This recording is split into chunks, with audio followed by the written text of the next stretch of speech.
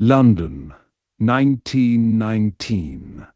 The war was barely over, and the most talked about man in the British Empire that season was an Australian pilot named Ross Smith. He had just flown from England to Australia, more than 11,000 miles. The first men ever to do it, and come home to a knighthood and a £10,000 prize. Dale Carnegie was working as his manager, and one night the two of them went to a banquet thrown in Smith's honor. The man seated beside Carnegie told a funny story built around a single line. "There's a divinity that shapes our ends. Rough hew them how we will." In passing, he mentioned it came from the Bible. "It doesn't. It's from Hamlet, and Carnegie knew that the way you know your own name." So he corrected the man. The man pushed back. The Bible, obviously. Carnegie pushed harder. As it happened, an old friend of his was at the table, a man who had spent years studying Shakespeare, so the two of them turned to him to settle it. The friend listened to both sides. Then, under the table, he pressed his foot down hard on Carnegie's and said, "Dale, you're wrong. It's from the Bible." Walking home, Carnegie was indignant. "Frank, you knew that was Shakespeare." "Of course," his friend said. "Hamlet, Act 5, Scene 2. But we were guests at a party. Why prove to a man he's wrong? Will that make him like you? He didn't ask what you thought. Let him save his face." Carnegie had been right. Provably, exactly right. And being right had bought him nothing but a soured evening and a friend forced to lie to clean up after him. This is where the book changes gears. The first half was about getting people to like you. This half is harder. It's about changing what people actually think, pulling them across to your side of a real disagreement. And it opens on the most counterintuitive idea in the whole book. The surest way to lose someone is to win the argument. Patrick O'Hare sold trucks, and he was losing. He'd been a chauffeur, he had almost no schooling, and he loved a fight. When a customer ran down the truck he was selling, O'Hare went straight for his throat, and he usually won. He'd walk out of an office glowing, having shown some buyer exactly where he was wrong. He just never walked out with an order. The way he put it later, "I told that bird something." Sure I did. But I hadn't sold him a thing, so Carnegie taught him to stop talking. Now when a man said, "A white truck?" "No good. I'd buy the other brand." O'Hare would answer, "You know, the other brand is a fine truck. Good company, good people. You won't go wrong with it." And the man had nothing left to push against. He couldn't keep arguing his own side while the salesman stood there nodding along. The fight simply evaporated, and the two of them could finally talk about what the buyer actually needed. O'Hare became one of the star salesmen for the White Motor Company. There's a bit of doggerel Carnegie loved, an epitaph for a man killed in a traffic accident. He had the right of way, and he took it. He was right, dead right, as he sped along, but he's just as dead as if he were wrong. You can be right, dead right, and have it change nothing, because the person across from you isn't running on logic. He's running on pride. Win the point and all you've done is make him feel small. A man convinced against his will holds his old opinions still. Even when you're certain, especially when you're certain, saying it out loud backfires. A young New York lawyer found that out in the worst possible room. He was arguing a case before the United States Supreme Court, and one of the justices stopped him with a question. "The statute of limitations here is 6 years, is it not?"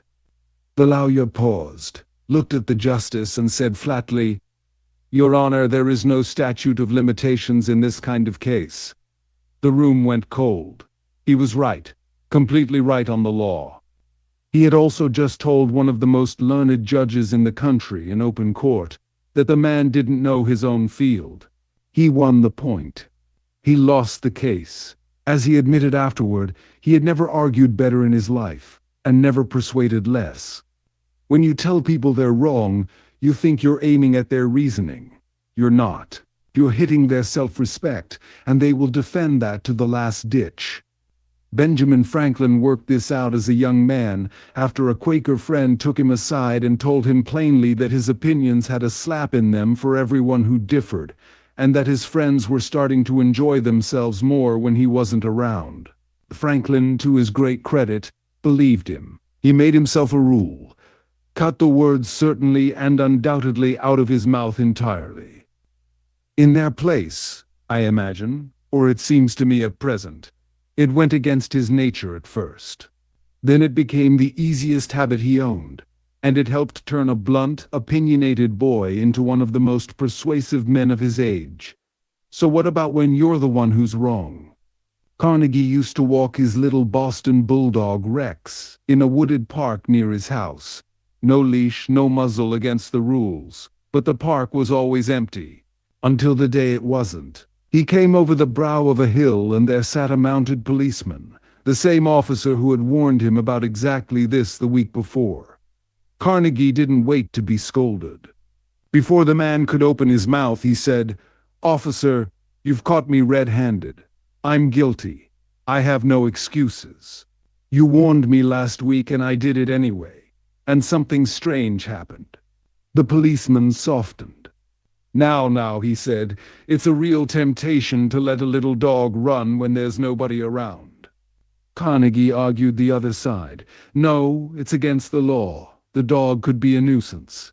The officer waved it off. "Just take him over the hill where I can't see him and we'll say no more about it."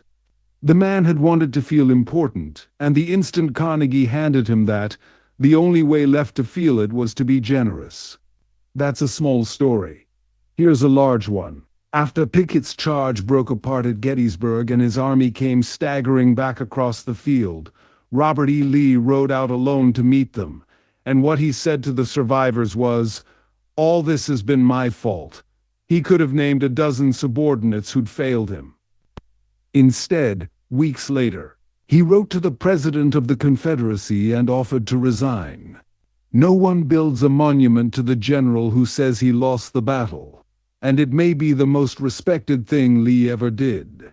The last rule is about how you begin. In 1914, the bloodiest labor war in American history was burning through the coal fields of Colorado. Strikers and their families had been shot and burned out of a tent camp. The man who controlled the company at the center of it was John D. Rockefeller, Jr., and in Colorado there was no more hated name. Some of those miners would gladly have hanged him from a tree. The next year, Rockefeller went to Colorado in person and stood up in front of the strikers' own representatives to speak. And listen to how he opened. He didn't lead with terms or figures or blame. He told them this was a red-letter day in his life, that he'd spent the past week in their camps and their homes, meeting their wives and their children, and that he stood before them not as strangers, but as friends. You can disagree with everything that man stood for and still see exactly what he did in that room. He reached for the one thing that disarms an enemy, which is to refuse to treat him like one. Lincoln had put the same idea into words 70 years earlier, in a temperance speech back in 1842. "A drop of honey catches more flies than a gallon of gall." If you want to win a man to your cause, first convince him that you're his sincere friend.